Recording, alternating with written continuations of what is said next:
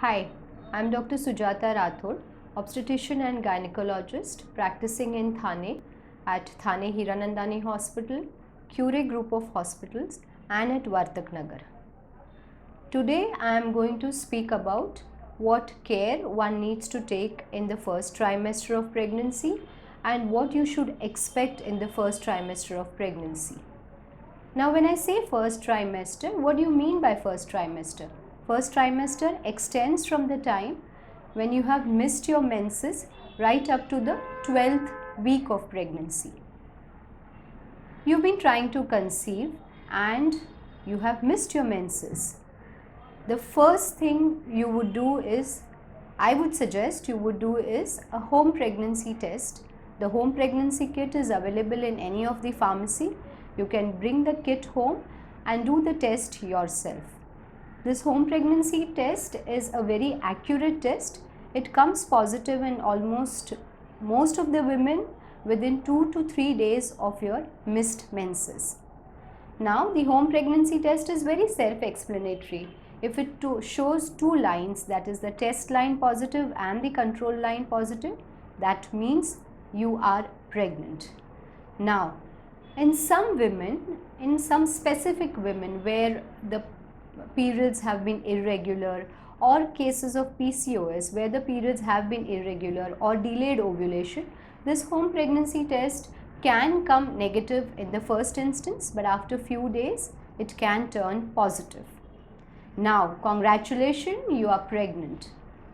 What is the next step? The next step is you have to visit your obstetrician with this positive home pregnancy test for further investigation and for further treatment. Once you visit your gynecologist and supposing your home pregnancy test was say a bit faint positive, or you still want to make a very confirmation of that pregnancy, the doctor will suggest a pregnancy blood test known as serum beta HCG. Now the serum beta HCG is one of the best methods of confirming that whether you are pregnant. It detects the level of pregnancy hormone in the body, and if it comes positive, that means you are sure shot pregnant. So now the pregnancy test is positive. What next? The doctor is going to take your complete detailed history. Now this history, you have to be very truthful when you are giving your history. You have to tell everything about yourself, your past illnesses, what surgeries you've undergone. If there is any history of consanguineous marriage, any family history, like for instance mother, father, diabetic, any other significant history, any history of any drugs which you have taken, or any medical allergy history, all this should come out in the history taking. You have to be very upfront with your doctor. Please go ahead and give her your complete medical history. Once the history is taken, she will do a basic examination, that is a per vaginum examination. Your weight is taken, your blood pressure is measured. Now the doctor is going to start you with certain basic medicines which are needed in the first trimester. Now if you haven't started folic acid in the preconception phase, never mind, we can still start it, it's never too late, and the doctor is going to prescribe folic acid to you. Now folic acid is a vitamin which is very essential for the cell development and the development of the embryo. Folic acid is necessary to prevent neural tube defects which are seen in babies where the mother has not consumed folic acid. So the doctor is going to prescribe folic acid to you. Now along with folic acid, supposing if you are suffering from morning sickness, which I am going to cover it a little later, she is going to give you some pregnancy specific antiemetics which will help you to reduce the morning sickness. Now coming to the morning sickness. Morning sickness is the nausea, vomiting which accompanies pregnancies. Now it is not necessary that all women undergo morning sickness, but there are a great lot of women who have this morning sickness. How does it manifest? Now in some patients, as soon as they wake up in the morning, the first thing what happens to them is they start having nausea, they feel like vomiting. And what induces it more is the simple act of brushing your teeth. It starts the vomiting. Some women have this nausea, vomiting throughout the day. The medications which are given will help to reduce this sensation, but many a times the sensation does not disappear completely. There are certain off-the-counter medications like ginger tablets or ginger candies which will help to relieve this nausea to some extent. I would suggest you avoid spicy food, you avoid oily food to reduce this nausea. Try to keep a healthy diet, try to keep eating every 2 to 3 hours. See that your glucose level does not dip. All these small precautions can help you to relieve the nausea, vomiting which is seen in the first trimester. Sometimes if the vomiting is very severe or the nausea is very severe in the morning, I would suggest that the first thing what you do when you wake up in the morning is, even before you brush your teeth, put in a candy in your mouth or eat dry toast with tea even before you brush your teeth. This will bring up your glucose levels and the nausea sensation reduces. Now, what are the tests which the doctor will tell you to do once you visit her? There are few basic tests, few basic blood tests like the viral markers, that is the HIV, HBsAg and the HCV, your hemoglobin, your thyroid levels. A routine urine routine is to be done during pregnancy.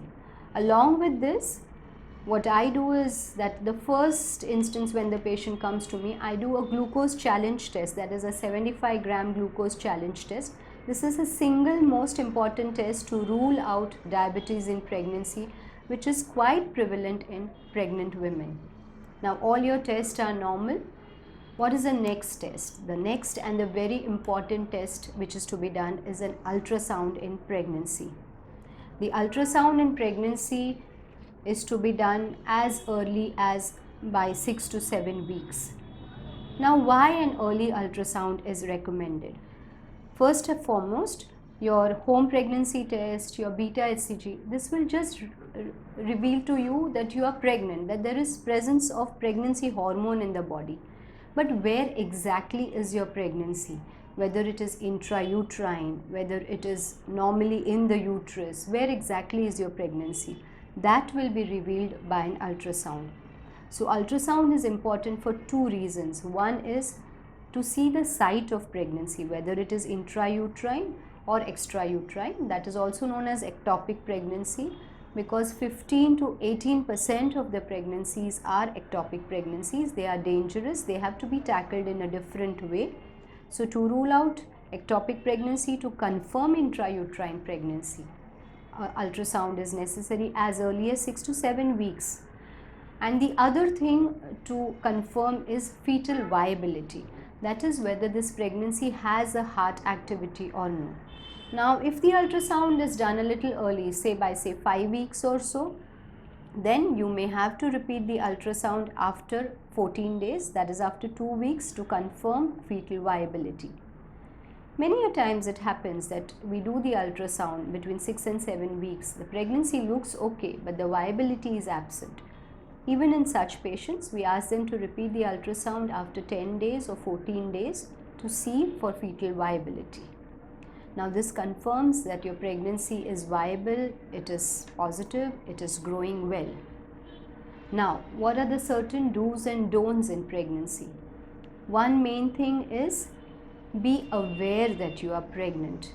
Pregnancy does not put a brake on your lifestyle, but be aware that you are pregnant, because now you're responsible for a fetus which is growing within you.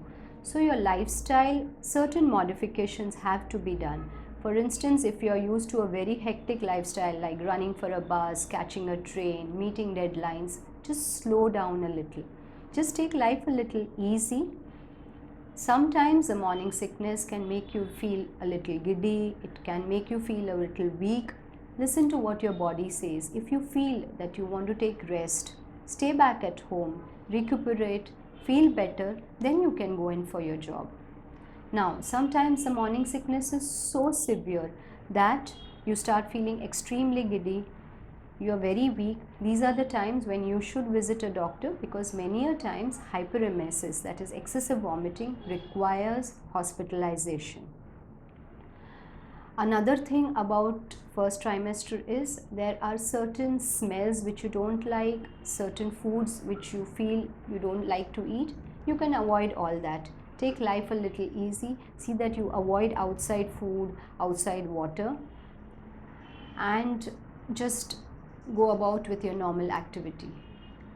Sex during pregnancy, it is avoided if there is bleeding.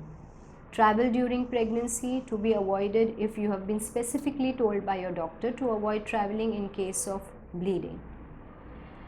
Now, coming to the red flags, or what are the danger signs of the first trimester? Now, the red flags are severe abdominal pain. Some amount of abdominal pain is expected in pregnancy, especially because the uterus is growing in size, it is becoming a little heavy. So you are going to feel a little crampy sensation, you are going to feel a little breast discomfort.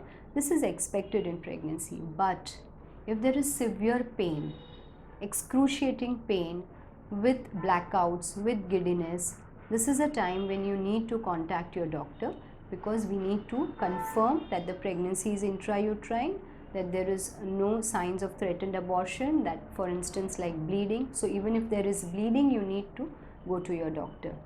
If there is excessive vomiting, you need to visit your doctor. Now in the first trimester, I would only suggest that be as safe as possible. Now your first trimester is going to end by 12 weeks. By 12 weeks, you are due for your second ultrasound, that is ultrasound for NT. What is NT? NT is the skin thickness at the back of the neck, which is measured in this second ultrasound. The second ultrasound, along with a blood test known as dual marker, gives you an idea about, or rather it rules out Down syndrome, which is very, very important.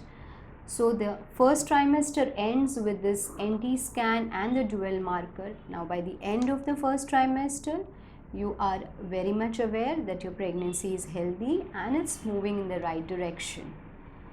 So be safe, be active, take life a little easy.